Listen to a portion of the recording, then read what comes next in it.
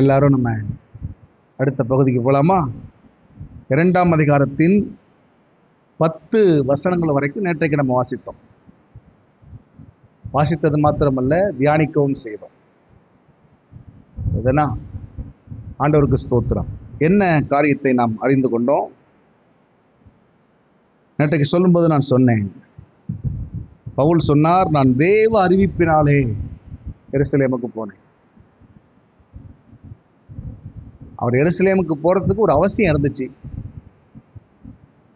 அவசியம் இருக்கிறது என்கிற ஒரு நிலை ஒரு பக்கம் இருந்தாலும், இன்னொரு வார்த்தையில சொல்றேன், ஒரு அவசரம் இருக்குது, ஒரு அவசர நிலை இருக்குது. ஒரு அவசர நிலையில ஒரு காரியத்தை செய்யணும் அப்படிங்கிற ஒரு நிலை இருந்தாலும், ஒரு சூழ்நிலை இருந்தாலும், அந்த அவசர நிலையை சரி செய்வதற்கு தன்னுடைய மனுஷ அறிவையோ மனுஷ திட்டங்களையோ அவர் சார்ந்து கொள்ளல. ஆண்டவருக்கு ஸ்தோத்திரம். அங்கே சொல்லப்பட்டிருக்கிறது, கர்த்தர் அவரை அனுப்பினார். தேவனுடைய ஸ்தோத்திரம், அவருடைய ஆலோசனையிலே அவர் அப்படி நடந்து கொண்டார். கர்த்தருக்கு ஸ்தோத்திரம். இப்போ நேற்றைக்கு நான் சொல்லும்போது உங்களுக்கு சொன்னேன், நம் தேவனுடைய நடத்துதலும் தேவனுடைய உத்தரவும் தேவனுடைய ஒப்புதலும் நம்முடைய வாழ்க்கையில் இருந்து அதன்படி நாம் செயல்பட்டா நமக்கு ஒரு ஆசீர்வாதமா இருக்கும். ஆசீர்வாதமா இருக்கும். சரிதானா? கர்த்தருக்கு ஸ்தோத்திரம். பவுல் போனது சாதாரண ஒரு பிரச்சனையை பற்றி பேசல, ஒரு பெரிய ஒரு குழப்பம். புதுசா ரட்சிக்கப்பட்டு வர்ற ஆட்கள் இனி எப்படி இருக்கணும், இந்த கிறிஸ்தவ வாழ்க்கையை எப்படி அவங்க வாழணும் அப்படிங்கிற ஒரு முடிவெடுக்க வேண்டிய ஒரு சூழ்நிலை.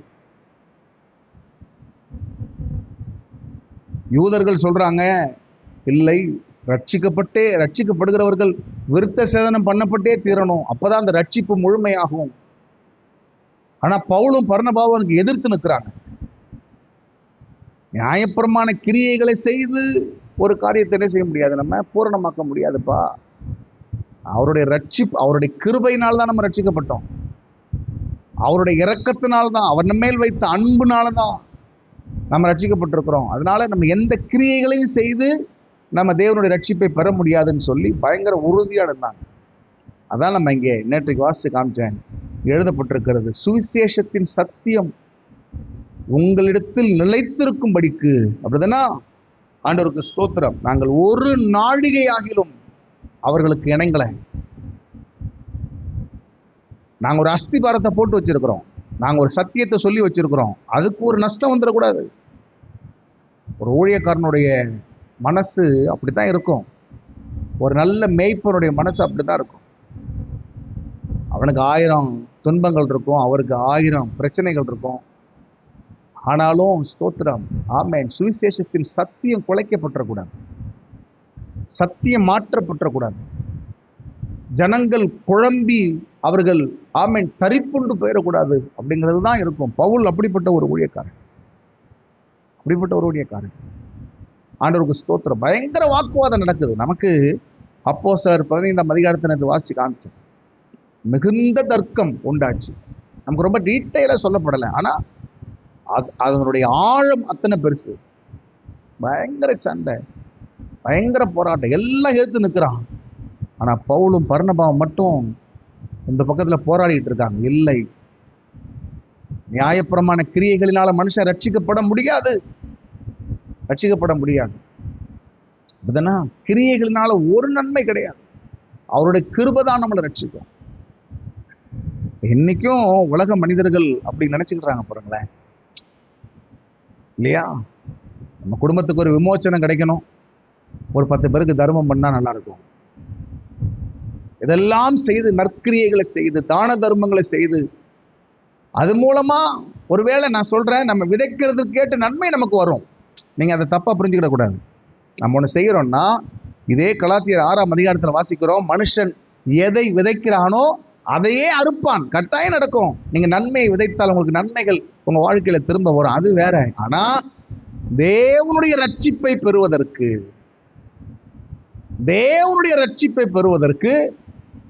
ஏன்னா அந்த ரட்சிப்பு அத்தனை விலையேற பெற்றது. அது இயேசு கிறிஸ்துவின் ரத்தத்தினால் நமக்கு கிடைச்சது. அவர் நம்ம மேல வைத்த அன்பினால் கிடைத்தது. ரோமர் புஸ்தகத்தில் பவுல் எழுதுகிறார், நீதிமானுக்காக ஒருவன் மரிக்கிறது அரிது, நல்லவனுக்காக ஒருவேளை ஒருவன் மரிக்க துணிவான். நாம் பாவிகளாயிருக்கையில் கிறிஸ்து நமக்காக மரித்ததினாலே தேவன் நம்மேல் வைத்த தம்முடைய அன்பை விளங்க பண்ணுகிறான். நம்ம மேல வைத்த அன்பை விளங்க பண்ணினான். நம்முடைய ரத்தத்தை சிந்தி தன்னுடைய உயிரை கொடுத்து, அப்படிதானா? ஆண்டவருக்கு ஸ்தோத்திரம். அப்படித்தான் விளங்க பண்ணினார். அப்ப அவ்வளோ பெரிய ரட்சிப்பை பெற்றிருக்கிற நாம அற்ப கிரியைகளை செய்து, மாம்ச முயற்சிகளை செய்து அந்த ரட்சிப்பு என்ன செய்ய முடியாது, நம்ம பெற முடியாது. இதைத்தான் சொல்லுகிறேன். ஓகேவா? பிறகு இதோட கிளைமாக்ஸ் என்ன? ஆரம்பத்தில் சண்டை போட்டுட்டு இருக்கான், கத்துறான், கூச்சலிடுறான், பவுலுக்கு எதிர்த்து நிற்கிறாங்க. ஆனாலும் ஆவியானவர் புரிய வைக்கிறார். அவர்களுக்கு ஆவியானவர் புரிய வைக்கிறார். எப்படி பேதுருவை ஆண்டவர் பயன்படுத்துறாரோ, பேதுருவை ஆண்டவர் யாருக்கு பயன்படுத்துறாரு? யூதர்களுக்கு பயன்படுத்துறாரு, விருத்த சேதனம் உள்ளவர்களுக்கு. ஏன்னா அவங்க எருசலேம்ல இருக்கிறாங்க. அப்ப எருசலேம்ல தான் சபை இருக்கு. எருசலேம்ல இருக்கிறவர்களுக்கு பேதுருவை பயன்படுத்துறாரு. இப்ப ஆவியானவர் புரிய வைக்கிறார். ஸ்தோத்திரம். எப்படி எருசலேமில் இருக்கிறவர்களுக்கு பேதுருவை ஆண்டவர் பயன்படுத்துறாரோ, அதே போல எருசலேமுக்கு வெளியே சமாரியாவிலும், ஆமேன் ஸ்தோத்திரம், பூமியின் கடைசி பரியந்தமும் இருக்கிறவர்களுக்கு சுவிசேஷத்தை அறிவிப்பதற்கு இந்த பவுலை கர்த்தர் தெரிந்து கொண்டார் அப்படிங்கிறத சொல்லப்பட்டிருக்கு. அந்த கிருபையை அவர்கள் அறிந்தார்கள், அவர்கள் கண்டார்கள். நேற்றைக்கு நான் சொல்லும்போது சொன்னேன், ஆண்டவருக்கு ஸ்தோத்திரம், இந்த உலகம் உங்களை சில காரியங்களுக்கு பலவந்தம் பண்ணலாம். சர்ச்சுக்கு போகக்கூடாது, அது உங்கள் குடும்பமாக இருக்கலாம், நீங்கள் உங்களுடைய சமுதாயமாக இருக்கலாம், உங்கள் உறவுகளாக இருக்கலாம், நீங்கள் குடியிருக்கிற இடத்துல இருக்கிற ஆட்களாக இருக்கலாம். ஆண்டவருக்கு ஸ்தோத்திரம், உங்களை பலவந்தம் பண்ணும். ஆனால் இந்த பலவந்தத்துக்கு மத்தியில், இந்த நெருக்கத்துக்கு மத்தியில் நீங்கள் உறுதியாய் நின்று, நீங்கள் என்ன நோக்கத்துக்காக, எந்த ஸ்தோத்திர விசுவாசத்துக்காக நீங்கள் உறுதியாக நிற்கிறீங்கிறத அவங்க பார்த்துட்டாங்கன்னு வைங்களேன், உங்களை அவங்க தொந்தரவு பண்ண மாட்டாங்க. அதுதான் நேற்றைக்கு சொல்லும்போது சொன்னேன், உங்கள் விசுவாசத்தை நீங்கள் நிரூபிக்கணும். ஆண்டவருக்கு தெரியும் பிரதர், இப்படி சொல்கிற ஆட்கள் மேலே நீங்கள் சந்தேகப்படணும் என்றைக்குமே. ஆண்டவருக்கு தெரியும், நீங்கள் என்னன்னு சொல்ல வேண்டாம். இப்படி உங்கள்கிட்ட ஒரு ஆள் சொல்கிறாங்கன்னா அந்த ஆளை நீங்கள் சந்தேகப்படுங்க. பவுல் அப்படி கிடையாது. 2 கொரிந்தியர் 8ஆம் அதிகாரத்தை எடுங்க. 2 கொரிந்தியர் 8ஆம் அதிகாரத்தை எடுங்க. ஆண்டவருடைய நாமத்துக்கு ஸ்தோத்திரம் உண்டாகட்டும். அல்லேலூயா, ஆமென், ஆமென். கர்த்தருக்கு ஸ்தோத்திரம். 20, 21ஆம் வசனத்தை நான் வாசிக்கிறேன். எங்கள் ஊழியத்தினாலே சேர்க்கப்படும் இந்த மிகுதியான தர்ம பணத்தை குறித்து ஒருவனும் எங்களை குற்றப்படுத்தாதபடிக்கு நாங்கள் எச்சரிக்கையாயிருந்து, இப்ப நீங்க வாசிக்க பார்க்கலாம். கர்த்தருக்கு முன்பாக மாத்திரமல்ல, சொல்லுங்க, மனுஷருக்கு முன்பாகவும் யோக்கியமானவைகளை செய்ய நாங்கள் நாடுகிறோம். புரியுதா உங்களுக்கு? ஆண்டவருக்கு ஸ்தோத்திரம். கர்த்தருக்கு முன்பாக மாத்திரமல்ல, ஆண்டவருக்கு முன்னாடி நம்ம உத்தமமா இருக்கணும். அதே நேரத்தில் மனுஷருக்கு முன்பாகவும் நம்ம எப்படி தான் இருக்கணும்? உத்தமம் உள்ளவர்களாக தான் இருக்கணும். யோக்கியமானவைகளை செய்ய நாடணும். உங்களுக்குலாம் என்ன தெரியும்? என்ன ஆண்டவருக்கு தெரிஞ்சா போதும். ரொம்ப தப்பு. இந்த உலகத்து கூட தான் நம்ம வாழ்றோம், மனிதர்களோடு தான் நம்முடைய வாழ்க்கை முறை இருக்குது. அப்ப கர்த்தருக்கு முன்பாக மாத்திரமல்ல, ஆண்டவருக்கு, மனுஷருக்கு முன்பாகவும் என்ன செய்யணும்? சரியாய் நடந்து கொள்ள பார்க்கணும். ஆண்டவருக்கு ஸ்தோத்திரம். நம்ம செய்யறதெல்லாம் செஞ்சுட்டு ஆண்டவருக்கு தெரியுங்க எல்லாம், அது தப்பு. அப்படி சொல்லக்கூடாது. உங்க விசுவாசம் இந்த உலகத்துக்கு முன்னாடி நிரூபிக்கப்படணும். ரட்சிக்கப்படாத உங்க உறவினர்களுக்கு மத்தியில் அது நிரூபிக்கப்படணும். ரட்சிக்கப்படாத உங்க குடும்ப மக்கள் மத்தியில் அது நிரூபிக்கப்படணும். நாம தான் எப்ப தீபாவளி லீவ் வரும் ஊருக்கு போலான்னு நிக்கிறோமே, எப்போ பொங்கல் லீவ் வரும் போய் அவங்க கூடவே சேர்ந்து மஞ்சு விரட்டு எல்லாத்தையும் பார்த்து விளையாண்டுட்டு எல்லா சந்தோஷத்தையும் அனுபவிச்சுட்டு வர நிக்கிறோமே. இங்க இருக்கிற கொஞ்சம் பேர் தான் இருக்கிறீங்க. நிறைய பேர் இதுல ஸ்தோத்திரம், ஆமேன், இது ஆன்லைன்லையும் பார்ப்பாங்க. ஒரு வைராக்கியத்தோட இருங்க. கர்த்தர் தெய்வமானால் கர்த்தரை பின்பற்றுங்கள். இப்படி போகிறோம்ல, எங்க கூப்பிட்டுருங்க பார்க்கலாம் கிறிஸ்மஸுக்கு உங்கள் சொந்தக்காரங்களை. கிறிஸ்மஸுக்கு உங்கள் சொந்தக்காரங்களை கூப்பிட்டு நீங்கள் சர்ச்சுக்கு கூப்பிட்டு வந்துருங்க பார்க்கலாம். ஆண்டவருக்கு ஸ்தோத்திரம். நான் கவனிச்சுக்கிட்டே இருக்கேன். நம்ம நம்பி ஏமாந்து போயிடுறோம். இவங்களாம் ரொம்ப ஆழமான விசுவாசிகள், வைராக்கியமான ஆட்கள். ஃபியூஸ் போயிடுது. ஃபோன் பண்ண எங்கே இருக்கீங்க? ஊரில் இருக்கோம். ரொம்ப கம்பல் பண்ணாங்க. உங்களால ஏன் கம்பல் பண்ண முடியல? ஏன் கம்பல் பண்ண முடியல? ஆண்டவருக்கு ஸ்தோத்திரம்.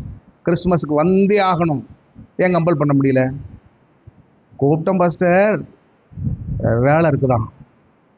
நீங்களாம் வெட்டியா இருக்கீங்களா என்ன? இல்ல, நம்முடைய விசுவாசம் நிரூபிக்கப்படணும். அதனாலதான் பாருங்க, நிறைய சபைகள்ல இந்த பண்டிகை காலங்கள்ல கூட்டங்களை வச்சு விட்டுறாங்க. இல்ல, கூட்டங்களை வச்சு விட்டு நான் என்ன சொல்றேன்னா, இது எதுக்காக? நான் இதுவுமே ஒரு பக்கம் இது பலவன் தாங்கிறேன். எங்கேயும் விட்டுறக்கூடாது, அதுக்காக நம்ம இழுத்து வச்சுக்கிறோம். வேண்டாம், அப்படி அவசியம் இல்லை. நீங்க அதை எப்படி சொல்றது? நீங்க ஆண்டவருக்கு ஸ்தோத்திரம், உங்க மனசாட்சியின்படியே நீங்க அப்படித்தான் இருக்கணும். சபையில போனாதான் நான் பாதுகாப்பா இருப்பேன், இல்லையே. அப்படி இல்லையே. புரியுதா நான் சொல்றது? ஆண்டவருக்கு மகிமை உண்டாகட்டும். உங்க விசுவாசம் நிரூபிக்கப்படணும். நீங்க ஒரு தேவ பக்தி உள்ள பிள்ளை, நீங்க தேவ பக்தி உள்ள சகோதரன் சகோதரி அப்படிங்கிறத புரிஞ்சுக்கிட்டாங்கன்னா ஆரம்பத்தில் கொஞ்சம் கம்பல் பண்ணுவாங்க, அப்புறம்லாம் உங்களை கட்டாயப்படுத்த மாட்டாங்க. அதுக்கு பிறகு சொல்றதெல்லாம் நீங்க சொல்ற பொய். அது நீங்கன்னு சொல்லும்போது இப்போ நான் இங்க இருக்கிற கொஞ்சம் பேர் மட்டும் இல்லை, நான் 3 சபைக்கு சொல்றேன். ஆண்டவருக்கு ஸ்தோத்திரம், அல்லேலூயா. இதை பார்த்து கொண்டிருக்கிற எல்லாருக்கும் சொல்றேன், நீங்க சொல்லுவது பொய். புரியுதா உங்களுக்கு? கர்த்தருக்கு ஸ்தோத்திரம். எத்தனையோ காரியங்களுக்கு நம்மளை உலகம் கம்பல் பண்ணதான் செய்யுது. எல்லாத்துக்கும் இழுத்து போயிட்டோமா? நம்ம போகலையே. அப்ப நான் உங்களுக்கு என்ன சொல்றேன், பவுல் அவர் தர்க்கம் பண்ணி நிற்கிறார். ஒரு பக்கம் பெரும் கூட்டம் நிற்குது, ஒரு பக்கம் பெரும் கூட்டம் நிற்குது. இன்னொரு பக்கம் பவுலும் பர்னபாவும் மட்டும் போராடுறான், வசனத்தை சொல்றான், ஆதாரத்தை காட்டுறான், எல்லாம் பண்றாங்க. எல்லாம் பண்ணி ஆண்டவருக்கு ஸ்தோத்திரம், கடைசியா ஆவியானவர் அங்க கிரியை செய்து இந்த பவுலும் பர்னபாவும் எதுக்கு இவ்வளவு வைராக்கியமா நிற்கிறாங்கிறத ஆண்டவர் புரிய வைக்கிறார். நீங்க கர்த்தருக்காக நின்னீங்கன்னா உங்களுக்காக கர்த்தர் நிற்பார். அல்லேலூயா. ஆண்டவருக்கு ஸ்தோத்திரம். நீங்க நின்று பாருங்களேன், நீங்க நின்று பாருங்க. ஆண்டவருக்கு ஸ்தோத்திரம். நீங்க கர்த்தருக்காக உறுதியா நின்று பாருங்க, உங்களுக்காக கர்த்தர் நிற்பார். உங்களுக்காக கர்த்தர் நிற்பார். ஆண்டவருடைய நாமத்துக்கு ஸ்தோத்திரம் உண்டாகட்டும். உங்களுக்கு புரியுதா? நீங்க அப்படித்தான் இருக்கணும். உங்க விசுவாசம் இங்க இங்க இங்க எனக்கு ரொம்ப பிடிக்குது இந்த வார்த்தை. எனக்கு அளிக்கப்பட்ட கிருபையை அவர்கள் அறிந்த போது, அவங்களுக்கு புரியுது. பவுல் ஒண்ணு விளக்கெல்லாம் சொல்லலை. நான் எப்படிப்பட்ட ஊழியத்தை செய்யறேன் தெரியுமா, நான் எப்படிப்பட்ட மனுஷன் தெரியுமா, அவரே விளங்க பண்ணார். ஆண்டவருக்கு ஸ்தோத்திரம். ஜனங்களை புரிந்து கொள்ளும்படி கர்த்தர் செய்வார், மனிதர்களை புரிந்து கொள்ளும்படி கர்த்தர் செய்வார். ஆண்டவருக்கு ஸ்தோத்திரம். நீங்கள் நெகேமியாவின் புஸ்தகத்தை நீங்க கவனிப்பீங்கன்னா, நெகேமியா அலங்கத்தை கட்டுவதற்கு வந்தார். அப்படிதானா? அலங்கத்தை கட்டுவதற்கு வந்தார் எருசலேமுக்கு. இவர் எருசலேம்ல பிறந்தவரானா இல்ல. ஓகேவா? ஆண்டவருடைய நாமத்துக்கு ஸ்தோத்திரம் உண்டாகட்டும். புரியுதா உங்களுக்கு? கர்த்தருக்கு மகிமை உண்டாகட்டும். அலங்கத்தை கட்ட வந்தார். ஊர் புதுசு, ஜனங்க புதுசு. புரியுதா? ஜனங்க புதுசு. 2ஆம் அதிகாரத்தில் எழுதப்பட்டிருக்கிறது. ஆனா ஒரு பெரிய வேலைக்கு கூப்பிடுகிறார். இந்த பட்டணம் எவ்வளோ நிந்தை அனுபவிக்குது பார்த்தீங்களாப்பா, சுட்டரிக்கப்பட்டு கிடக்கு பார்த்தீங்களாப்பா, வாங்கப்பா அலங்கத்தை கட்டுவோம். அலங்கத்தை கட்டினாதான் ஜனங்கள் குடியிருக்க முடியும். ஆலயத்தை கட்டியாச்சு, ஆனா யாரும் பட்டணத்துக்குள்ள இருக்கிறதுக்கு பயப்படுறாங்க. ஏன்னா பட்டணத்துல அலங்கம் இல்லை. ஆண்டவருக்கு ஸ்தோத்திரம்.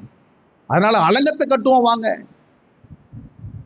அலங்கத்தை கட்டுவோம் வாங்க என்று கூப்பிட்டப்போ ஆண்டவருக்கு ஸ்தோத்திரம். 2ஆம் அதிகாரத்தில் எழுதப்பட்டிருக்கிறது 14-18 வசனத்துல, என் தேவனுடைய கரம் என்மேல் நன்மையாக இருக்கிறதையும் ராஜா என்னோடே சொன்ன வார்த்தைகளையும் அவர்களுக்கு அறிவித்தேன். அப்பொழுது அவர்கள் எழுந்து கட்டுவோம் வாருங்கள் என்று சொல்லி அந்த நல்ல வேலைக்கு தங்கள் கைகளை திடப்படுத்தினார்கள். எப்படி கூட்டி சேர்த்துற முடியும் ஒரு கூட்டத்தை? எப்படி சம்மதிச்சு வந்திருப்பாங்க? ஆண்டவர் வழங்க பண்ணினார். இவர் எதுக்காக வந்திருக்கிறார், இங்க இவர் என்ன நோக்கத்துக்காக வந்திருக்கிறார் அப்படிங்கிறத ஆண்டவர் வழங்க பண்ணினார்.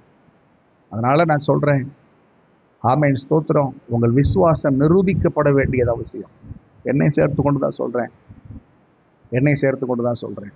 உங்கள் விசுவாசத்தை நீங்க நிரூபித்து தான் ஆகணும். உங்க விசுவாசத்தை நீங்க நிரூபித்து தான் ஆகணும். அதுல 1000 பிரச்சனைகள் வரும். ஆண்டவருக்கு ஸ்தோத்திரம் உண்டாகட்டும். சொல்றது உங்களுக்கு புரியுதா? கர்த்தருக்கு ஸ்தோத்திரம். சரி, இப்போ ஒரு பப்ளிக் மீட்டிங். அந்த கூட்டத்துல ஆண்டவர் இவர்கள் மேல் இருந்த கிருபையை வழங்க பண்ணினார். அதை முடிச்சாச்சு. இப்போ இன்னொரு விஷயம் இங்க ஆரம்பிக்குது. 11ஆம் வசனத்துக்கு பிறகு அங்க என்ன நடக்குது பாருங்க. 11ஆம் வசனத்துக்கு பிறகு அங்கே நடக்கிற விஷயம் என்ன? மேலும் பேதுரு அந்தியோகியாவுக்கு வந்தபோது அவன் மேல் குற்றம் சுமந்ததினால் நான் முகமுகமாய் அவனோட எதிர்த்தேன். எப்படி எனில், யாக்கோபினிடத்திலிருந்து சிலர் வருகிறதற்கு முன்னே அவன் புறஜாதியாருடனே சாப்பிட்டான். அவர்கள் வந்தபோதோ விருத்த சேதனம் உள்ளவர்களுக்கு பயந்து விலகி பிரிந்தான். மற்ற யூதரும் அவனுடனே கூட மாயம் பண்ணினார்கள். அவர்களுடைய மாயத்தினாலே பர்னபாவும் இழுப்புண்டான். இப்படி அவர்கள் சுவிசேஷத்தின் சத்தியத்திற்கு ஏற்றபடி சரியாய் நடவாததை நான் கண்டபோது எல்லாருக்கும் முன்பாக நான் பேதுருவை நோக்கி சொன்னது என்னவென்றால், யூதனாய் இருக்கிற நீர் யூத முறைமையாக நடவாமல் புறஜாதியார் முறைமையாக நடந்து கொண்டிருக்க, புறஜாதியாரை யூத முறையாக நடக்கும்படி நீர் எப்படி கட்டாயம் பண்ணலாம்? புறஜாதியாரில் பிறந்த பாவிகளாயிராமல் சுபாவத்தின்படி யூதராய் இருக்கிற நாமும் இயேசு கிறிஸ்துவை பற்றும் விசுவாசத்தினாலே அன்றி நியாயப்பிரமாணத்தின் கிரியைகளினாலே மனுஷன் நீதிமானாக்கப்படுவதில்லை என்று அறிந்து, நியாயப்பிரமாணத்தின் கிரியைகளினால் அல்ல, கிறிஸ்துவை பற்றும் விசுவாசத்தினாலே நீதிமான்களாக்கப்படும்படிக்கு கிறிஸ்து இயேசுவின் மேல் விசுவாசிகளானோம். நியாயப்பிரமாணத்தின் கிரியைகளினாலே எந்த மனுஷனும் நீதிமானாக்கப்படுவதில்லையே. கிறிஸ்துவுக்குள் நீதிமான்களாக்கப்படும்படி நாடுகிற நாமும் பாவிகளாக காணப்படுவோமானால் கிறிஸ்து பாவத்திற்கு காரணரோ அல்லவே. நான் இடித்து போட்டவைகளையே நான் மறுபடியும் கட்டினால் பிரமாணத்தை மீறுகிறவன் என்று காணப்படுவேன். தேவனுக்கென்று பிழைக்கும்படி நான் நியாயப்பிரமாணத்தினாலே நியாயப்பிரமாணத்திற்கு மரித்தேன். கிறிஸ்துவுடனே கூட சிலுவையில் அறையப்பட்டேன். ஆயினும் பிழைத்திருக்கிறேன். இனி நான் அல்ல, கிறிஸ்துவே எனக்குள் பிழைத்திருக்கிறார். நான் இப்பொழுது மாம்சத்தில் பிழைத்திருக்கிறதோ, என்னில் அன்பு கூர்ந்து எனக்காக தம்மைத்தாமே ஒப்பு கொடுத்த தேவனுடைய குமாரனை பற்றும் விசுவாசத்தினாலே பிழைத்திருக்கிறேன். நான் தேவனுடைய கிருபையை விருதாவாக்குகிறதில்லை. நீதியானது நியாயப்பிரமாணத்தினாலே வருமானால் கிறிஸ்து மரித்தது வீணாயிருக்குமே. ஆண்டவருக்கு ஸ்தோத்திரம். சரி, சம்பவத்தை மட்டும் உங்களுக்கு சுருக்கமாக சொல்லிடுறேன். கர்த்தருக்கு மகிமை. முதல் அந்த பகுதியில் நம்ம சொன்னோம், கடைசியா அந்த மீட்டிங் முடியும் போது அந்யோன்ய ஐக்கியத்திற்கு அடையாளமாக அவனுக்கு கை கொடுத்தார்களாம். யாரு? 9ஆம் வசனத்துல பாருங்க, 2:9. எனக்கு அளிக்கப்பட்ட கிருபை அறிந்த போது தூண்களாக எண்ணப்பட்ட, சொல்லுங்க, யாக்கோபும் கேபான்னா யாரு? கேபா பேதுரு, சரிதானா? ஸ்தோத்திரம். ஆமா, யோவானும் தாங்கள் விருத்த சேதனம் உள்ளவர்களுக்கும் நாங்கள் புறஜாதிகளுக்கும் பிரசங்கிக்கும்படி அந்யோன்ய ஐக்கியத்திற்கு அடையாளமாக எனக்கும் பர்னபாவுக்கும், சொல்லுங்க, வலது கை கொடுத்து. இப்போ எந்த பேதுரு இவனுக்கு வலது கை கொடுத்து அவனை என்கரேஜ் பண்ணானோ அவனை இப்பொழுது எதிர்க்கிறான். அவனை இப்ப என்ன செய்யறான்? எதிர்க்கிறாங்க. சொல்லப்பட்டிருக்கிறது, நான் முகமுகமாய் எதிர்த்தேன். ஆமாவா? 11ஆம் வசனத்துல சொல்லப்பட்டிருக்கு. நான் முகமுகமா எதிர்த்தேன். என்ன காரணம்? என்ன காரணம்? ஆண்டவருக்கு ஸ்தோத்திரம். இதை வாசிக்கும் போது பவுல் ஏதோ யூத மார்க்கத்துல வைராக்கியமா இருந்து யூதர்கள் புறஜாதியார் கூட சேர்ந்து சாப்பிட்டது தப்பா சொல்றாரு போல நமக்கு புரியும். ரொம்ப தப்பு. அதை நம்ம அப்படி புரிஞ்சுக்கிடக்கூடாது. என்ன நடந்துச்சு அப்படின்னா, ஆண்டவருடைய நாமத்துக்கு ஸ்தோத்திரம் உண்டாகட்டும். சரிதானா? பேதுரு அந்தியோகியா, நான் சொன்னேன் இல்லையா, எருசலேமில் எப்படி ஒரு சபை இருக்கிறதோ அதே போல அந்தியோகியாவிலையும் ஒரு பெரிய சபை இருந்துச்சு. எருசலேமில் இருந்த விசுவாசிகள் பூரா யாரு? எல்லாம் யூதர்கள். நான் சொல்றதை புரிஞ்சுக்கிட்டு நீங்க ஸ்தோத்திரம் ஆமா அறிந்து கொள்ளுங்க. எல்லாருமே யூதர்கள். ஆண்டவருக்கு ஸ்தோத்திரம். செவத்துக்கு முட்டு கொடுத்துட்டு ஆண்டவருக்கு ஸ்தோத்திரம். புரியுதா? எல்லாருமே யூதர்கள். கர்த்தருக்கு மகிமை. அந்தியோகியா சபையில இருந்த எல்லாருமே யாரு? இவ்வளவு நாளா சொல்லிட்டு இருக்க நம்ம அவங்களுக்கு 4 நாளா சொல்லுங்க. அவ்வளவுதான். ஆண்டவருக்கு ஸ்தோத்திரம். புறஜாதியார் எல்லாரும். அவங்க யாருமே யூதர்கள் கிடையாது. இப்போ பேதுரு எப்ப போனாருன்னு அங்க தெரியல. நமக்கு விவரம் அப்போஸ்தலர் நடவடிக்கைகள்ல விவரம் தெரியல. ஆனா அங்க போய் இருந்திருக்கிறார். அவர் அங்க போய் இருந்திருக்காரு. சரி, இங்க மட்டும் தான் போனாரான்னா இல்ல. 8ஆம் அதிகாரத்துல சமாரியாவுக்கு போனார். யோப்பா பட்டணத்துக்கு போனார் 9ஆம் அதிகாரத்துல. ஆண்டவருக்கு ஸ்தோத்திரம். சரியா? இத்தாலியா பட்டணத்துக்கு போனார் 10ஆம் அதிகாரத்துல. இப்படிலாம் போகிறார் அவர். அப்ப அந்தியோகியா பட்டணத்துக்கு எப்ப போனாருங்கிற டீட்டெயில் இல்லை. ஆனா அங்க போயிருக்கிறார். மறுபடியும் சொல்லுங்க. அந்தியோகியா சபையில இருந்த எல்லாரும் யாரு? புறஜாதி. இப்போ பேதுரு இங்க எழுதப்பட்டிருக்கிறது. ஆண்டவருக்கு ஸ்தோத்திரம். 12ஆம் வசனத்துல பாருங்க. யாக்கோபினிடத்திலிருந்து சிலர் வருகிறதற்கு முன்னே அவன் புறஜாதியாருடனே என்ன பண்ணானா? சாப்பிட்டான். இப்ப என்னோட கேள்வி என்னன்னா, இங்கேதான் புறஜாதியார் கூட சாப்பிட்டானா? அப்படியா? இல்ல. இதுக்கு முன்னாடி கொர்நேலிய வீட்டுக்கு போனப்போ அங்கே போஜனம் பண்ணினான் அப்படிங்கிறத வாசிக்கிறோம். ஆண்டவருக்கு ஸ்தோத்திரம். சரியா? அங்கே ஸ்தோத்திர செசரியா பட்டணத்துக்கு போய் சீமோன் என்கிற தோல் பதனிடுகிறவனுடைய வீட்டில் தங்கினா, அங்கேயும் போஜனம் பண்ணா, சாப்பிட்டான். அப்ப இங்க என்ன நடக்குது விஷயம் அப்படின்னா, இங்கே சொல்லப்பட்டிருக்கிறது பேதுரு மாயம் பண்ணினானாம், மாய்மாலம் பண்ணினான் அப்படிங்கிற ஒரு குற்றச்சாட்டை வைக்கிறார். உங்களுக்கு புரியுதா? ஆண்டவருக்கு ஸ்தோத்திரம். சரி, என்ன நடந்துச்சு அப்படின்னா, இப்ப இந்த அந்தியோகியா சபையில பேதுரு இருக்கிறார். அந்தியோகியா சபையில இருந்த எல்லாருமே யார்தான்? புறஜாதியார். ஆண்டவருக்கு ஸ்தோத்திரம். சரியா? எவ்வளவு நாள் தங்கி இருந்தான்னு சொல்லப்படல. அங்கே இருக்கிறான். சரிதானா? என்ன நடந்திருக்கும்? டெய்லி அன்னைக்கு ஊழியம் எப்படி இருந்திருக்கும் நினைக்கிறீங்க? எழும்புவாங்க, ஜெபம் பண்ணுவாங்க, ஒரு செய்தியை பிரசங்கம் பண்ணுவாரு. வாய்ப்பு இருந்தால் பார்க்கிற ஜனங்களுக்கெல்லாம் இயேசுவை பத்தி சொல்லுவாங்க. இதுதான் அன்னைக்கு இருந்த ஊழியம். ஆண்டவருக்கு மகிமை உண்டாகட்டும். இதான் நடந்திருக்கணும். இப்ப தங்கியிருந்த எல்லா நாளும் என்ன பண்றாரு? அங்க இருக்கிறாரு, சாப்பிடுகிறார், உறவாடுகிறார், எல்லாம் போயிட்டு இருக்கு. இப்போ ஒரு கூட்டம் எருசலேம்ல இருந்து வராங்க. எதுக்கு வராங்க அப்படின்னா, அன்னைக்கு எப்படி இந்த ஊழியங்கள் இருக்கும்னா, இன்னைக்கு இருக்கிறது போல தொலை தொடர்புலாம் கிடையாது. சரிதானா? தொலை தொடர்புலாம் வச்சு எப்படி இருக்காங்க விசுவாசிகள்லாம் அப்படிலாம் அறிஞ்சுக்கிட முடியாது. அப்ப என்ன பண்ணுவாங்கன்னா, ஒரு கூட்டம் புறப்பட்டு போய் சுவிசேஷத்தை அறிவித்து சபைகளை கட்டி அங்கே ஒரு மூப்பரை ஏற்படுத்திட்டு அடுத்த பட்டணத்துக்கு போயிடுவாங்க. இப்ப ஏற்கனவே இங்க ஒரு சபை உருவாக்கிட்டு போறாங்கல்ல, இப்ப இவங்களை பத்தி அறிஞ்சுக்கிடணும்னா என்ன பண்ண? போனவங்க திரும்பி வர முடியாது. அப்ப என்ன பண்ணுவாங்கன்னா, எருசலேம்ல இருந்து இன்னொரு கூட்டத்தை ஏற்படுத்தி என்ன பண்ணுவாங்கன்னா, பின்தொடர் ஊழியமாய் செய்வாங்க. ஒரு டீம் போயிட்டு இருக்கு, இன்னொரு டீம் ஏற்படுத்தி எந்தெந்த ஊர்கள் எல்லாம் சபை ஏற்படுத்தப்பட்டிருக்கிறதோ அங்கே போய் அவங்க கூட தங்கி இருந்து வசனத்தை பிரசங்கம் பண்ணி அங்க இருக்கிற எல்லா சுக நலன்களை எல்லாம் விசாரிச்சு தகவல்களை அறிஞ்சுக்கிட்டு அவங்கள தைரியப்படுத்திட்டு அடுத்த பட்டணத்துக்கு போவாங்க. அப்போ ஒரு கூட்டம் அப்படி போயிட்டு இருக்கும், பின்னாடி ஒரு கூட்டம் என்ன செய்யும்? ஃபாலோ பண்ணும். புரியுதா உங்களுக்கு? இப்படிதான் ஊழியம் நடக்குது. எழுதப்பட்டிருக்கிறது யாக்கோபினிடத்திலிருந்து இங்கே வருகிறதற்கு முன்னே ஆட்கள் வர்றதுக்கு முன்னாடியே என்ன நடக்குதாங்க? ஸ்தோத்திரம். பேதுரு வந்து சாப்பிட்டுட்டு இருக்காரு. ஒரு இன்சிடென்ட் தான் இங்க போட்டிருக்கு. சாப்பிடுறார், பேதுரு சாப்பிடுகிறார்.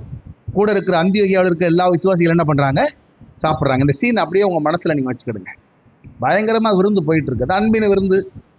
எப்படியோ ஆண்டவருக்கு ஸ்தோத்திரம். ஏன்னா வாரந்தோறும் அப்பம் பிட்டாங்க, நாள்தோறும் அப்பம் பிட்டாங்க.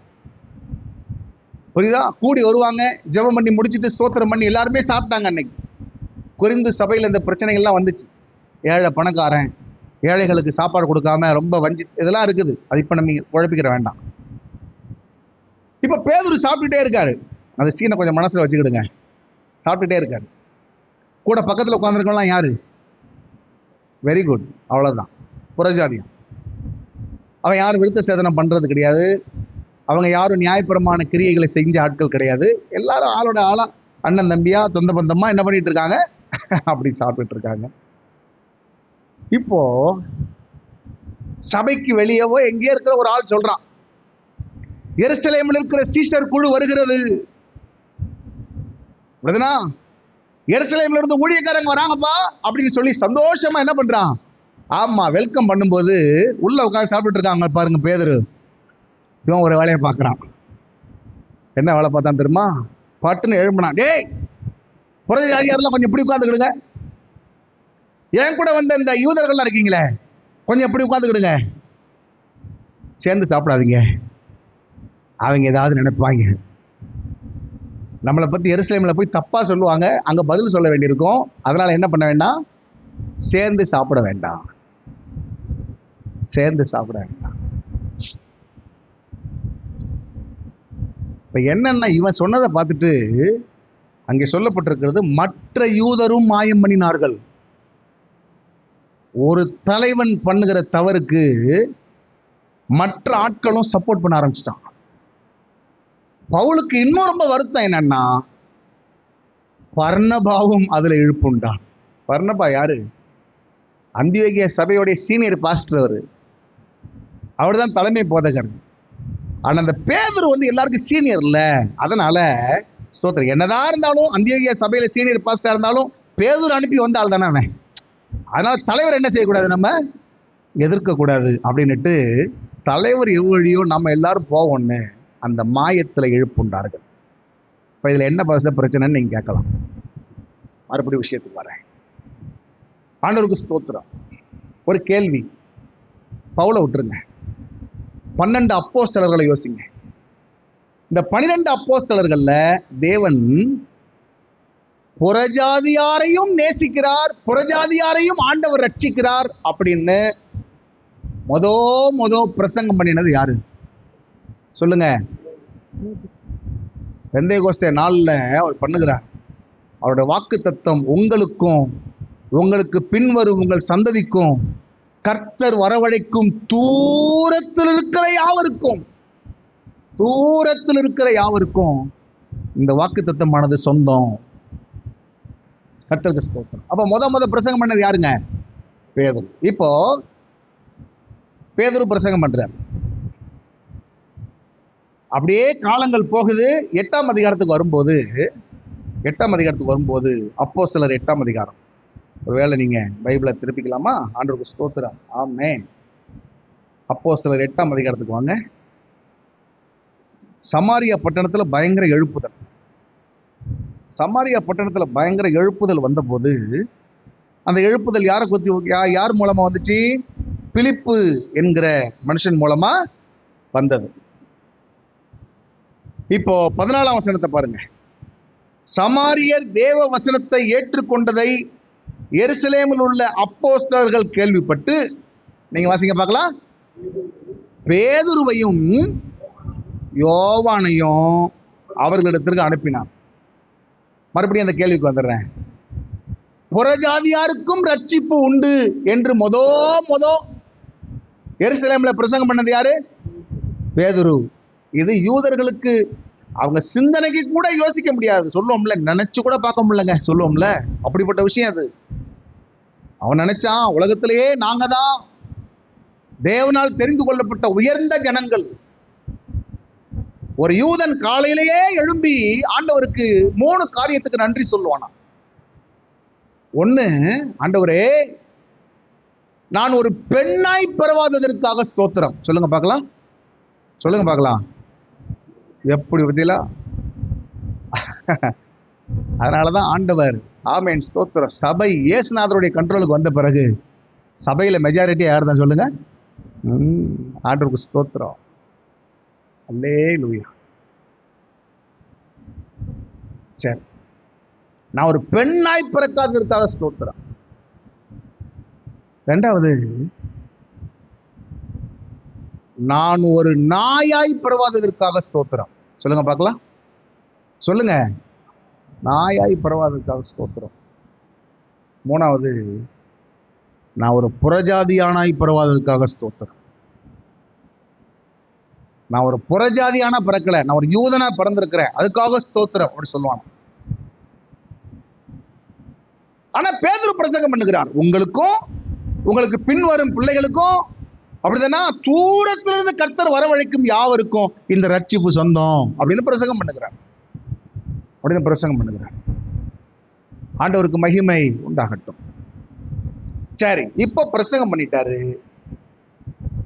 இப்ப புறஜாதியார் வேத வசனத்தை ஏற்றுக்கொண்டாங்க, ரட்சிக்கப்பட்டாங்கிறத ஆண்டவர் யாரை பார்க்க வைக்கிறார்? யாரை பார்க்க வைக்கிறாரு? நோ, பேதுருவை பார்க்க வைக்கிறார். இங்க கொண்டு வந்து இப்பதான் 8ஆம் அதிகாரத்துல வாசிச்சோம் இல்லையா? அனுப்பினார்கள். வந்து பார்த்தா அங்க எப்படி எருசலேம் சபையில யூதர்கள் ஆராதிச்சுட்டு இருக்கானோ அதே போல ரோமர்களும் கிரேக்கர்களும் அந்நிய ஜனங்களும் அப்படிதானா யூத வம்சத்துல பிறக்காத ஜனங்களும் ஆமேன் கர்த்தர் நல்லவர், இயேசு நல்லவர் என்ன பண்ணிட்டு இருக்கான்?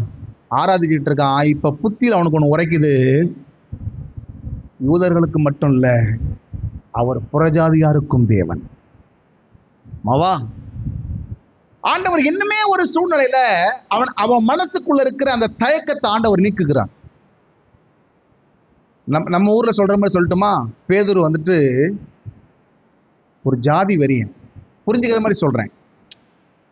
இவன் ஜாதி வெறியன் கிடையாது, மார்க்க வெறியன். அவன் மார்க்க வெறியன்.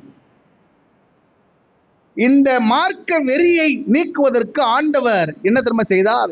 இவனுக்கு ஒரு தரிசனத்தை, ஒரு சொப்பனத்தை கர்த்தர் காண்பித்தார். அது மட்டும் காட்டாட்டா பேதுரும் தெரிஞ்சிருக்க மாட்டான். அவன் பிரசங்கம் பண்ண 5000 பேர் ரட்சிக்கப்படுவாங்க, அவன் பிரசங்கம் பண்ணா 3000 பேர் ரட்சிக்கப்படுவாங்க. ஆனாலும் அவனுக்குள்ள இருக்கிற சில மாம்ச அந்த எண்ணங்கள் இருக்கு பாருங்க, அது போயிருக்காது. இப்போ இதை உடைக்கிறார் ஆண்டவர். 10ஆம் அதிகாரத்துக்கு வாங்க. அப்போஸ்தலர் 10ஆம் அதிகாரம். ஆண்டவருக்கு ஸ்தோத்திரம். ஆண்டவர் கொர்நேலியு என்கிற ஒரு மனுஷனை எழுப்புகிறார். அவன் ரட்சிக்கப்படுகிறான். அவன் குடும்பமா என்ன பண்றான்? ஸ்தோத்திரம், தேவ பக்தியில வளர்ந்து கொண்டிருக்கிறான். ஆனா அவனை சரியா நடத்துறதுக்கு ஆள் இல்லை, அவனுக்கு சத்தியத்தை சொல்லி நடத்துறதுக்கு ஆள் இல்லை. இந்த சூழ்நிலையில ஆண்டவருக்கு ஸ்தோத்திரம். இதா ஆமா. இப்ப யோப்பா பட்டணத்துல பேதுரு இருக்கிறார். யோப்பா பட்டணத்துல பேதுரு இருக்கிறார். இப்ப நடக்கிறது பாருங்களேன். கர்த்தருக்கு மகிமை. 9ஆம் வசனத்தை பாருங்க. 10:9. மறுநாளிலே அவர்கள் பிரயாணப்பட்டு அந்த பட்டணத்துக்கு சமீபித்து வருகையில் பேதுரு 6ஆம் மணி நேரத்துல, நான் சொன்னேன் இல்லையா யூதர்கள் ஜெபம் பண்ற நேரம், 6ஆம் மணி நேரத்துல ஜெபம் பண்ணும்படி மேல் வீட்டின் மேல் ஏறினான். அவன் மிகுந்த பசி அடைந்து சாப்பிட மனதாயிருந்தான். அதற்கு அவர்கள் ஆயத்தம் பண்ணுகையில் அவன் ஞான திருஷ்டி அடைந்தது. அவன் ஞான திருஷ்டி அடைந்து ஆண்டவர் ஒரு தரிசனத்தை காட்டுறார். என்னவா? அங்க பாருங்க, வானம் திறக்கப்பட்டிருக்கு. 11ஆம் வசனத்துல இருக்கா? வானம் திறக்கப்பட்டிருக்கு. 4 முனைகளும் கட்டப்பட்ட பெரிய துப்பட்டியை போல ஒரு விதமான கூடு தன்னிடத்தில் இறங்கி தரையில் விடப்பட்டிருக்கிறதாகவும் அதிலே பூமியில் உள்ள சகல விதமான 4 கால் ஜீவன்களும் காட்டு மிருகங்களும் ஊரும் பிராணிகளும் ஆகாயத்து பறவைகளும் இருக்கிறதையும் கண்டான். அல்லாமலும் பேதுருவே எழுந்திரு, அடித்து புசி என்று அவனுக்கு சொல்லும் ஒரு சத்தம் உண்டாயிற்று. அதற்கு பேதுரு சொன்னானா, அப்படியல்ல ஆண்டவரே, தீட்டும் அசுத்தமுமா இருக்கிற யாதொன்றையும் நான் ஒரு காலம், புரியுதா, ஒரு கூடு, இதுல எல்லா விதமான சுத்தமுள்ள மிருகங்களும் இருக்குது, பறவைகள் இருக்குது, சுத்தமில்லாத பறவைகளும் மிருகங்களும் இருக்குது. இதோடைய அர்த்தம் என்ன? இதில் ரொம்ப நேரம் நிற்க வேண்டாம், கலாத்தியருக்கு போயிடுவோம். என்ன அர்த்தம்? இந்த பூமியில் இருக்கிற எல்லா ஜனங்களும் அவருடைய ஜனங்கள். ஆமாவா? ஆண்டவர் சொன்னார், ஆமேன், தகப்பனுடைய ஆத்மா எப்படியோ குமாரனுடைய ஆத்மாவும் அப்படியே என்னுடையது. நான் மாம்சமான யாவருக்கும் தேவன். ஆனா பேதுருடைய மனசுல என்ன நினைச்சிட்டு இருக்கான்? நம்ம தான் ஒரு ஸ்பெஷல் பீப்புளா இருக்கோம், நாம தான் விசேஷமான ஜனமா இருக்கிறோம் நினைச்சிட்டு இருக்கான். இப்ப இதை உடைக்கிறதுக்கு ஆண்டவர் அவனுக்கு இந்த தரிசனத்தை காட்டுறார். ஆண்டவரே, நான் இப்படி சுத்தமில்லாத மிருகத்துல சாப்பிட்டது இல்லையா ஆண்டவரே சொன்னப்போ கர்த்தர் ஒரு வார்த்தை சொல்லுகிறார் பாருங்க. கர்த்தர் ஒரு வார்த்தை சொல்லுகிறார் பாருங்க 15ஆம் வசனத்துல. தேவன் சுத்தமாக்கினவைகளை சொல்லுங்க நீ தீட்டு என்று எண்ணாதே. ஆமாவா? ஆண்டவருக்கு ஸ்தோத்திரம். இந்த தரிசனத்தை ஒரு முறை கொடுத்தா எப்படி அவன் தெரிஞ்சிருக்க மாட்டான். அடுத்த வசனத்தை சொல்லப்பட்டிருக்கு, எத்தனை முறை கொடுத்தாரோ? மொத்தம் எத்தனை முறை? 3ஆம் தரமும் அப்படி ஆயிற்று. புரியுது அவங்களுக்கு? 3 முறை இந்த தரிசனத்தை காமிச்சப்போ இப்போதான் பேதுருடைய மனசுக்குள்ள இருக்கிற, சிந்தைக்குள்ள இருக்கிற அந்த எண்ணம் உடையுது. என்ன உடையுது? ஆண்டவர் எனக்கு மட்டும் கிடையாது, என் கூட இருக்கவனுக்கும் அவர் தான் ஆண்டவர். ஆமாவா? என் பக்கத்து வீட்டுக்காரனுக்கும் அவர் தான் ஆண்டவர், என் சொந்தக்காரனுக்கும் இயேசுதான் தெய்வம், என் பக்கத்து ஊருக்காரனுக்கும் இயேசுதான் தெய்வம். இந்த ரட்சிப்பு எனக்கு மட்டும் இல்லை, மாம்சமான யாவருக்கும் சொந்தமானது அப்படிங்கிற சத்தியத்தை ஆண்டவர் யாருக்கு புரிய வைக்கிறார்? பேதுருவுக்கு புரிய வைக்கிறார். ஆமா தானா? இப்ப பேதுரு ஒரு விஷயத்துல தெளிவாயிட்டார். பேதுரு ஒரு விஷயத்துல என்ன பண்ணிட்டாரு? இப்போ தெளிவாயிட்டார். ஆண்டவருடைய நாமத்துக்கு ஸ்தோத்திரம். என்ன தெளிவாயிட்டார் சொல்லுங்க பார்க்கலாம், சொல்லுங்கம்மா. அவ்வளவுதான் பாயிண்ட். அவர் எல்லாருக்கும் தேவன். அவர் புரியுதுதானா?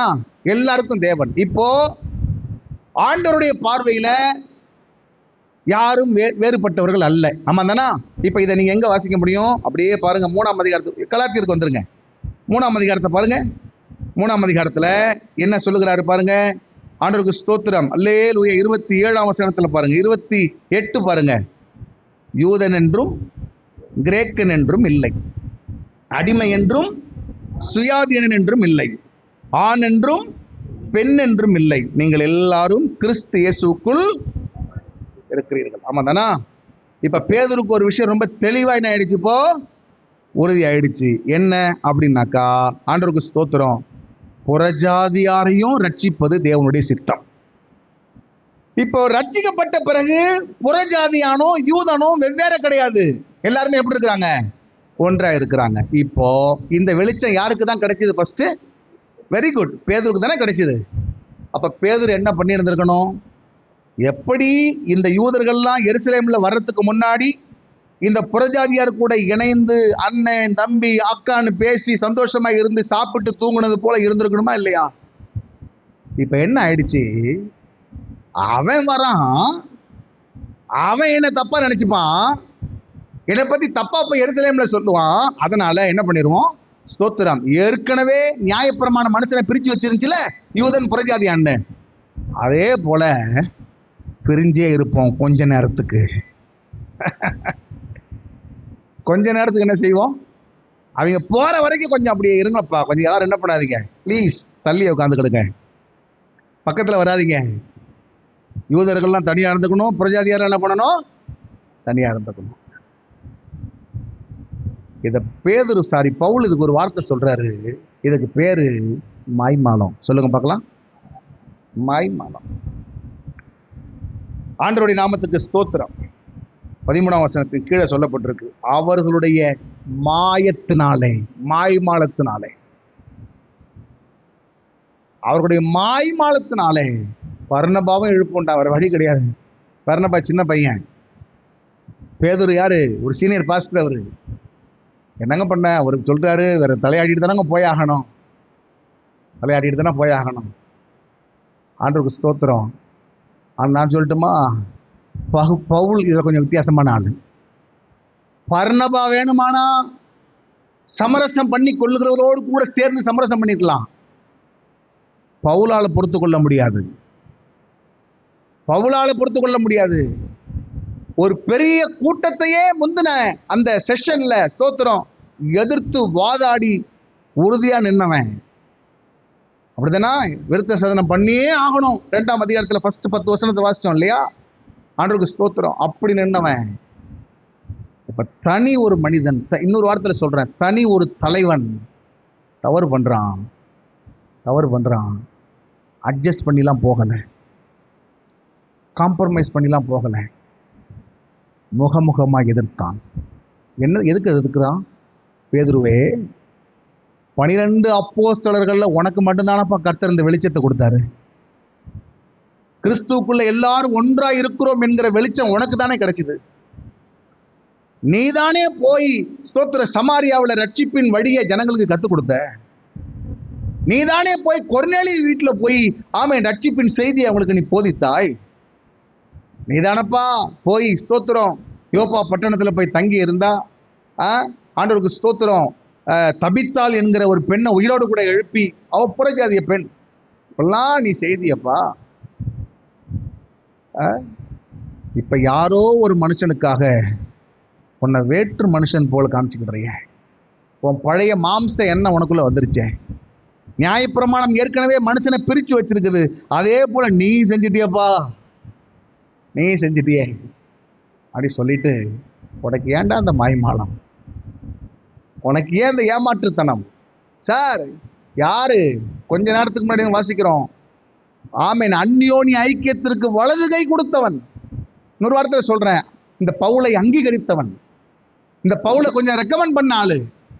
ஆனாலும் ஆண்டவருக்கு ஸ்தோத்திரம், நீ எனக்கு அனுசரணை பண்ற, எனக்கு உதவி செய்யற, என்னை ஏத்துக்கிடுறேங்கிறதுக்காக நீ செய்யற தப்பெல்லாம் என்னால் அட்ஜஸ்ட் பண்ணிக்க முடியாது. ஏன்னா நீ செய்கிற தவறு ஜனங்களை பாதிக்கிறது சொல்லப்பட்டிருக்கிறது. அது சபையை பாதிக்குதுடா. அது உன்னோட போயிருந்தா பரவாயில்ல, அது ஜனங்களை பாதிக்குதப்பா, ஜனங்களை பாதிக்குது. நான் யோசிச்சு பார்க்கிறேன், மோசே வனாந்தரத்துல ஜனங்களை நடத்தி கொண்டு வருகிறான். இந்த ஜனங்கள்லாம் என்ன பண்ணாங்கன்னு நினைக்கிறீங்க? முறுமுறுக்கிறான், கேள்வி கேட்கிறான், பரீட்சை பார்க்கிறான், தேவனுடைய ஊழியக்காரனுக்கு எதிர்த்து நிற்கிறான். நிறைய பேரை கர்த்தர் கொன்று போட்டான். ஆனா சில கட்டங்கள்ல மோசே ஜெபம் பண்ணப்ப அவங்களெல்லாம் மன்னிச்சிட்டார். பொன் கன்றுக்குட்டி செஞ்ச ஆட்களையே அங்க சொல்லப்பட்டிருக்கு. யாத்திராகமம் 32ஆம் அதிகாரம் 32ஆம் வசனத்தில் எழுதப்பட்டிருக்கிறது, அவர்களுக்கு செய்ய நினைத்திருந்த தீங்கை செய்யாதபடி தேவன் மனமாறினார். ஆனா கவனிங்க, ஆனா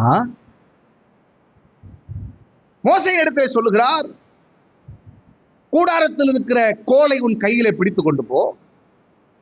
ஒரு கற்பாறை இருக்கும், என்னாகமம் 20ஆம் அதிகாரத்துல இருக்குது. ஒரு கற்பாறை இருக்கும், அந்த கற்பாறையின் இடத்துல நீ போய் என்ன செய்யணும்? பேச வேண்டும். நீங்க எல்லாம் வேதத்தை ஒழுங்காய் வாசிக்க வேண்டும். புரியுதா சொல்றது? ஸ்தோத்திரம். நானே கேட்டுக்கிட்டு நானே பதில் சொல்ற பரிதாபம் எங்கேயாவது பார்த்திருக்கீங்களா? ஆண்டவருக்கு மகிமை. போய் என்ன செய்ய? பேசு. எனக்கு ஒரு வருத்தம், ஆண்டவரை பேசதானே அனுப்புறீங்க, ஏன் போகும்போது அந்த குச்சை கொண்டு போக சொன்னீங்க? அந்த குச்சி இல்லாம இருந்தா கூட என்ன பண்ணிக்க மாட்டான்? ஐயோ வேற வழி இல்லை பாரு. ஆண்டவருக்கு ஸ்தோத்திரம். இவனுக்கு கோபம் பார்த்துக்கிடுங்க, கோபம். உங்களுக்காக நாங்கள் பாறையிலிருந்து தண்ணீரை வர வைப்போமா? அப்படி செய்ய மாட்டோம்டா அப்படின்ட்டு கோபத்திலேயே. இது என்ன, அது எப்படி அர்த்தம்னா, இதெல்லாம் என் தலை எடுத்து உங்களுக்கு இப்படிலாம் செய்யணும்னு, அதான் அவருடைய அர்த்தம். எங்களை வருத்திக்கிட்டு இப்படி கஷ்டப்பட்டுக்கிட்டு நாங்கள் அப்படி வேதனைகளை சகிச்சுக்கிட்டு இதெல்லாம் எங்களுக்கு தேவை பார்த்துக்கோ அப்படின்ட்டு கோபத்தில் நல்லா கவனிங்க, பேச சொன்ன கண்மலைகிட்ட அடிச்சுட்டான். அவர் ஜனங்கள்ட்ட எதுவும் பேச சொன்னாரா? ஜனங்கள்ட்ட பேச சொன்னாரா? இவன் ஜனங்கள்ட்ட பேசுறான், கண்மலையை அடிக்கிறான். ஆனா கர்த்தர் யார்கிட்ட பேச சொன்னாரு? மலைகிட்ட பேச சொன்னாரு. ஜனங்கள்கிட்ட சும்மா இருன்னாரு. இப்ப நிறைய நேரத்தில் ஏன் தெரியுமா பிரச்சனை ரொம்ப பெருசாகுது? அவர் ஒன்று சொல்லுவாரு, அதை செய்யாம நம்ம வேற ஒன்று செஞ்சுட்டு இருப்போம். ஆமாவா இல்லையா? ஆண்டவருக்கு ஸ்தோத்திரம். இதுதான் நம்ம பிரச்சனை ஆகும். ஆமா, அமைதியா இருக்கிற நேரத்தில் பேசுவோம், நம்ம பேச வேண்டிய நேரத்தில் அமைதியா இருப்போம். சரிதானா? முடிவெடுக்க வேண்டிய இடத்துல நம்ம கம்முன்னு இருந்துருவோம். நமக்குலாம் எதுக்கு வம்புன்னு கடைசியாக பெரிய சிக்கலாகும். எல்லாருக்கும் சொல்றேன். இப்போ எனக்கு ஒரு கேள்வி. உபாகமம் 4ஆம் அதிகாரத்துக்கு வரும்போது எல்லாத்தையும் அந்த இஸ்ரவேல் ஜனங்களுக்கு ஸ்தோத்திரம் சொல்றான். இப்போ இந்த அடிச்சான் பாருங்க, கர்த்தர் பார்த்து சொன்னாரு, நான் ஜனங்கள்லாம் மன்னிச்சேன். அவன் விபச்சாரம் செஞ்சிருக்கலாம், ஏதோ பண்ணியிருக்கலாம், அவனை நான் மன்னிச்சேன். உன் ஜெபத்தை கேட்டு தான் மன்னிச்சேன். உனக்கு ஒன்று சொல்றேன் கேட்டுக்க, என் வார்த்தையை மீறி நீ இதை அடிச்சல்ல, உனக்கு காணான் கிடையாது, காணான் கிடையாது. 4ஆம் அதிகாரத்துக்கு உபாகமத்துக்கு நீங்க வரும்போது அவங்க சொல்றான், நான் அழுதேன், நான் கெஞ்சினேன், நான் செஞ்ச தப்ப மன்னிச்சிருங்க ஆண்டவரே, ப்ளீஸ் என்னையும் காணான்னு கூட்டு போயிருங்களேன். இதுதானே என்னுடைய 40 வருஷ வாழ்க்கை வீணா போச்சு. எனக்கு மீதியான் தேசத்துல கிடந்தேன், 80 வயசுல கர்த்தர் என்னை தேடி வந்தீர். சரிதானா? கர்த்தருக்கு ஸ்தோத்திரம். இப்படியெல்லாம் நடந்துச்சு ஆண்டவரே, நீரை மன்னிச்சு இறங்கக்கூடாதா? ஆண்டவர் என்ன சொன்னார் தெரியுமா? மோசையை நோக்கி, போதும், இதற்கு மேல் இதை குறித்து பேசாதே, இதற்கு மேல் இதை குறித்து பேசாதே. ஆண்டவர் ஏன் இவ்வளவு ஒரு ஸ்ட்ரிக்டான முடிவை ஏன் எடுத்தாரு? இப்ப நமக்குள்ள கேள்வி வருதுல, ஏங்க அவனை மன்னிச்சாரு, பேதுருவை மன்னிச்சிட கூடாதாங்க? கேள்வி வருதுல நமக்குள்ள. அவனை மன்னிச்சாரு, அவன் விக்கிரகத்தெல்லாம் சேவிச்சவன், அவனை மன்னிச்சாரு. பொன் கன்று குட்டியை செஞ்சவனை மன்னிச்சாரு, வேசித்தனம் பண்ணவனை மன்னிச்சாரு. ஏதோ ஒரு ஆத்திரத்துல ஸ்தோத்திரம் பேச சொன்ன இடத்துல என்ன பண்ணிவிட்டாரு? ஏன் தெரியுமா மோசேக்கு இந்த முடிவு எடுக்கிறாரு? மோசே, நீ அவனை வச்சு உன்னை பேசாத, ஏன்னா அவன் வேற, நீ வேற. உன் மேல வைத்திருக்கிற உத்தரவாதம் வேற, உன் மேல வைத்திருக்கிற அழைப்பு இருக்கிறது, உனக்கு இருக்கிற பொறுப்பு இருக்கிறது, உனக்கு இருக்கிற கடமை இருக்கிறது. இப்ப நீ தான் என்ன செய்யணும்? அறகுறையா இருக்கிற ஜனங்களுக்கு பக்தி விருத்தியை உண்டாக்குகிற செய்கைகளை நீ செய்யணும். ஆமாவா இல்லையா? அறகுறையா ஒருத்தன் இருக்கான், அவனுக்கு முன்னாடி நீ உன் பக்தியை வழங்க பண்ணணும், உன் பக்தியை நிரூபிச்சிருக்கணும். அப்படிதானா? எப்படி அவன் உத்தமமா கர்த்தரை சேவிக்கணுங்கிறத நீ தான் அவனுக்கு காமிச்சு கொடுக்கணும். ஆனா அவன் கண்ணுக்கு முன்னாடியே நீ ஒரு மீறுதலை செய்து அவன் இன்னும் இடறி போறதுக்கு வழி காமிச்சிட்ட பாருங்க. அவன் இன்னும் இடறி போறதுக்கு நீ வழி காமிச்சிட்டப்பா. எவ்வளவு பெரிய ஆபத்து தெரியுமா? இதைதான் இயேசு சொன்னான். இடறல் வருவது அது இயல்பு, அது வருவது அது சகஜம்தான். ஆனால் எவனால் வருகிறதோ அவன் கழுத்திலே, சொல்லுங்க பார்க்கலாம், யந்திர கல்லை கட்டி கடலின் ஓரத்தில் போட்டா வந்துடுவான். ஆழத்திலே போடும். எவ்வளவு கோவம் இருந்தா இயேசு அப்படி சொல்லியிருப்பாரு. அப்படித்தானா? நான் சொல்றேன், அதான் நான் நேற்றைக்கு சொல்லியிருப்பேன் நினைக்கிறேன்.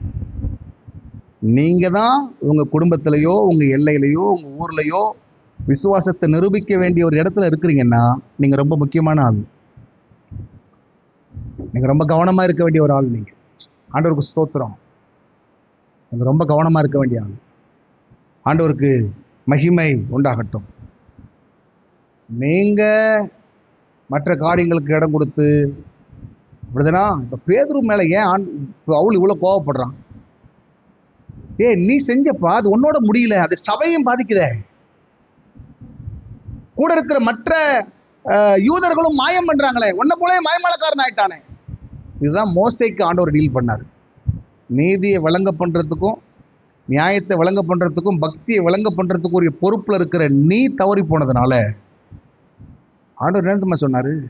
நீ ஜனங்களுக்கு முன்னாடி என் நாமத்தை பரிசுத்த குலைச்சலாக்கினாய். ஏடா, நீயே ஆண்டவருக்கு பயப்படுற பயமும் கீழ்ப்படிதல் இல்லாட்டா உன்னை பார்க்கிறவன் எப்படி பயப்படுவான்? உன்னை பார்க்கிற ஆளு எப்படி அவன் இன்னும் துணிகரம் கொள்ளுவான்? இதை செஞ்சுக்கலாம் போல இருக்கு, இதெல்லாம் ஒரு பெரிய பாவம் இல்லை போல இருக்கு, அப்படி இல்லப்ப நினைப்பான். அப்படி இல்லாம எடுத்துப்பான், சாதாரணமா எடுத்துக்கிடுவான். வேண்டாம், அதுதான் கோபம். மோசே கெஞ்சி பார்க்கிறான். கர்த்தர் சொன்னார் போதும் அப்படின்னு. அர்த்தம் என்ன? இதுக்கு மேல இதை பேசக்கூடாது, நீ மற்றதெல்லாம் பேசிக்கலாம், இதை பேசாத. அப்ப பவுல் பயங்கரமா எதிர்க்கிறார். ஏடா, நீ கெட்டது இல்லாம, அதாவது அங்க சொல்லப்பட்டிருக்கு, சுவிசேஷத்தின் சத்தியத்திற்கு ஏற்றபடி அவர்கள் நடவாததுனாலே. எத்தனாவது வசனம்? 14வது வசனம். இப்படி அவர்கள் சுவிசேஷத்தின் சத்தியத்திற்கு ஏற்றபடி சரியாய் நடவாததை நான் கண்டபோது. இதே சுவிசேஷத்தின் சத்தியத்துக்காக தான் அவன் உறுதியா நிக்கிறான்.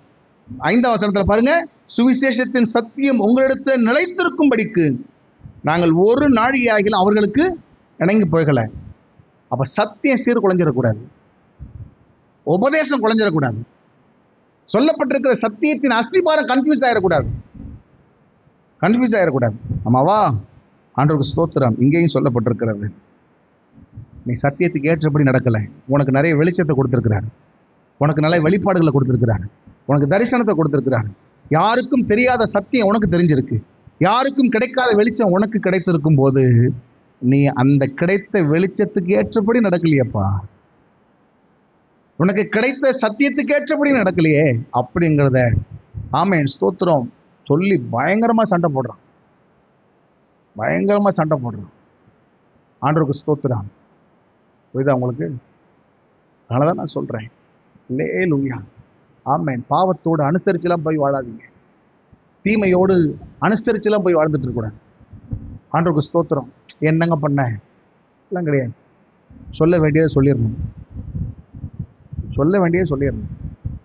சொன்னா வருத்தப்படுவான், சொன்னா வந்துட்டு கொஞ்சம் கோச்சிப்பாங்க, என்கிட்ட பேச மாட்டாங்க.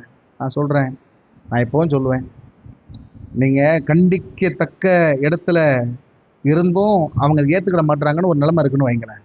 நான் சொல்றேன், சிரிச்சுக்கிட்டாவே சொல்லிருங்க அது தப்புன்னு. ஒரு தவறு நடக்குதுன்னா நீங்க சிரிச்சுக்கிட்டாவே சொல்லிருங்க இது தப்பு. கூட இருக்கிற ஆட்கள்லாம் சேர்ந்து அதை என்கரேஜ் பண்ணி, கடந்த நாள்ல ஒரு சகோதரி, கடந்த நாள் இல்லை சில மாசத்துக்கு முன்னாடி பயங்கரமா அப்படி சத்தம் போட்டு விட்டுவிட்டேன். நம்ம சபை விசுவாசி கிடையாது. அந்த அம்மா வீணா போனதுக்கெல்லாம் காரணம் உங்களை மாதிரி ஆளுக தான். எல்லாம் சேர்ந்து அவங்க பண்ண அத்தனை காரியங்களுக்கு கூட சேர்ந்து எல்லாத்தையும் ஏற்றி விட்டு அவங்கள பிரச்சனைக்குரிய ஆளை மாற்றி நீங்களும் ரொம்ப சேஃபா இருந்துக்கிட்டீங்க. எல்லா கல்லறிகளும் அவங்க மேல விழுந்து அவங்க ஒரு மோசமான ஆளாவே மாறி போனாங்க. யாராவது சொன்னீங்களா ஜெபம் பண்ணுவோம், ஆண்டவருக்கு காத்திருப்போம், கர்த்தருடைய கிரியைக்கு ஒப்பு கொடுப்போம், யார் வாயிலையாவது வந்துச்சா? இதே இந்தியன் பேங்க்ல ஒரு சகோதரியை பார்த்து பயங்கரமா ஏசி விட்டேன் நான். நிறைய பேர் அப்படி வீணா போயிட்டான், நிறைய தவறுகளை அப்படியே ஏற்றி விட்டு, நீங்க தான் சூப்பர், உங்களால முடியாதது ஒன்றும் இல்லை, நீங்க அப்படி ஆக்கும் எப்படி ஆக்கும். இதனால நிறைய தலைவர்கள் விளங்காம போயிட்டான்.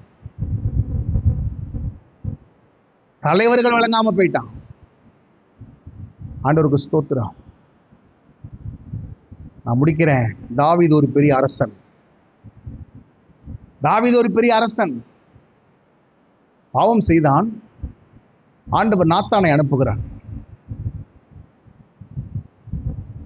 ஊசி மொழிவெல்லாம் பேசல, அவனுக்கு புரியுற மாதிரி ஒரு கதையை சொல்றான்.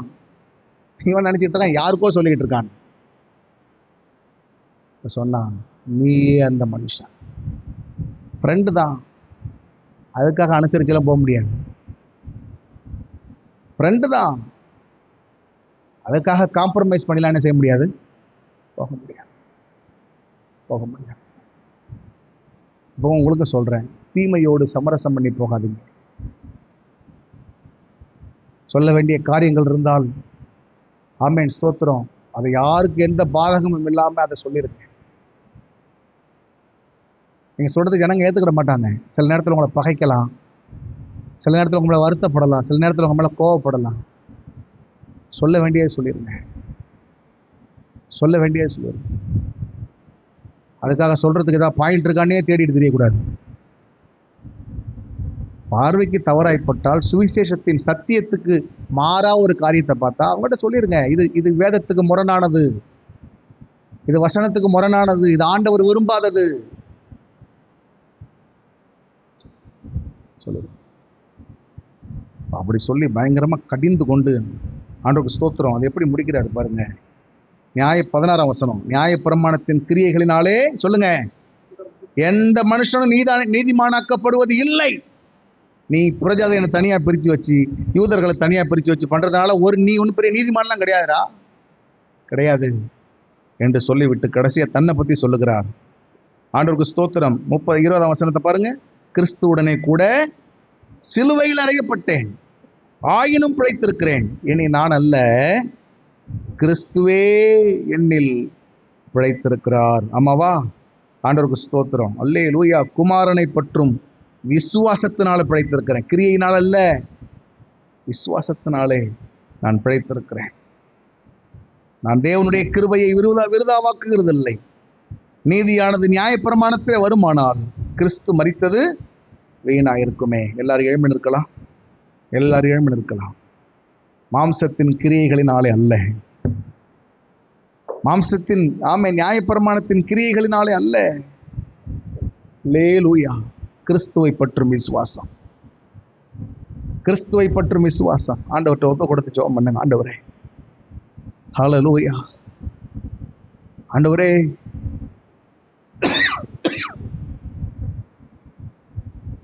பேதுரு ஒரு பெரிய அப்போஸ்தலன். ஆனாலும் தன்னுடைய பெயரை காப்பாற்றிக் கொள்வதற்கு, மனுஷர்களை பிரியப்படுத்துவதற்கு, மனுஷர்களிடத்தில் நல்ல பெயரை வாங்க வேண்டும் என்பதற்காக ஆமேன் அவன் செய்த ஒரு செயல். அவனை பொறுத்த வரைக்கும் இந்த பிரச்சனையை கடந்தா போதும்னு நினைச்சான். ஆனா அது சுவிசேஷத்தை பாதித்தது, அது சத்தியத்தை பாதித்தது, உபதேசத்தை பாதித்தது, ரட்சிப்பை பாதித்தது, தேவனுடைய மகாபெரிய திட்டத்தை பாதித்தது. வேண்டாம் ஆண்டவரே, நாங்க ரொம்ப யதார்த்தமா சில காரியங்களை செஞ்சிடுறோம். இதுதானே, இது ஒரு பெரிய பிரச்சனை இல்லையே என்று நாங்க நிறைய செய்கிற காரியங்கள் நிறைய நேரத்துல தேவனுடைய திட்டத்துக்கு விரோதமா இருக்கிறது. தேவனுடைய ரட்சிப்பை விளங்க பண்ணுகிற பொறுப்புல இருக்கிற நாங்கள் மற்றவர்களுக்கு இடரலை உண்டாக்கும் விதத்துல நடந்துடக்கூடாது. ஆண்டவரே சொல்லுங்க வாய் திறந்து. மற்றவர்களுக்கு இடரலை உண்டாக்குகிற இடத்துக்கு வந்துடக்கூடாது. எங்களுடைய பேச்சும் செயலும் ஒருவருடைய பக்தியை கெடுத்துடக்கூடாது. ஆண்டவரே, ஒருவருடைய வைராக்கியத்தை கெடுத்துடக்கூடாது. ஒருத்தருடைய நீதியுள்ள வாழ்க்கையை கெடுத்துடக்கூடாது. கர்த்தர் எங்களுக்கு உதவி செய்யும். கர்த்தர் எங்களுக்கு உதவி செய்யும். கர்த்தர் எங்களுக்கு உதவி செய்யும். அல்லேலூயா. சுவிசேஷத்தின் சத்தியத்துக்கு ஏற்றபடி நாங்கள் நடந்து கொள்ள எங்கள் வாழ்க்கையை மறுபடியும் ஒரு விசை ஒப்புக் கொடுக்கிறோம். ஆண்டவர் தொடர்ந்து எங்களோடு கூட இருக்கிறோம். மீதம் இருக்கிற ஜெப நாட்கள் எங்கள் வாழ்க்கையில் இன்னொரு மறுரூபத்தை கொண்டு வரட்டும். இந்த கலாத்தியர் புஸ்தகத்திலிருந்து எங்களோடு நீர் பேசிக் கொண்டிருக்கிற சத்தியங்களுக்காய் ஸ்தோத்திரம். நாங்கள் இன்னும் இன்னும் அதிலே உறுதியாய் நிற்க எங்களுக்கு உதவி செய்ய வேண்டும் என்று நாங்கள் ஜெபிக்கிறோம். காத்துக்கொள்ளும். வந்து உம்முடைய பிள்ளைகளை சுகபத்திரமாய் அனுப்பும். தேவ நாமம் உம்முடைய பிள்ளைகள் மூலமாய் மகிமைப்பட வேண்டும் என்று நாங்கள் ஜெபிக்கிறோம். எல்லா கன மகிமை துதியை அருமை இரட்சகர் ஒருவருக்கே செலுத்துகிறோம். எல்லாவற்றையும் உம்முடைய கரங்களில் அர்ப்பணிக்கிறோம். இயேசு கிறிஸ்துவின் நாமத்தில் வேண்டிக் கொள்ளுகிறோம் எங்கள் நல்ல பிதாவே. ஆமென்.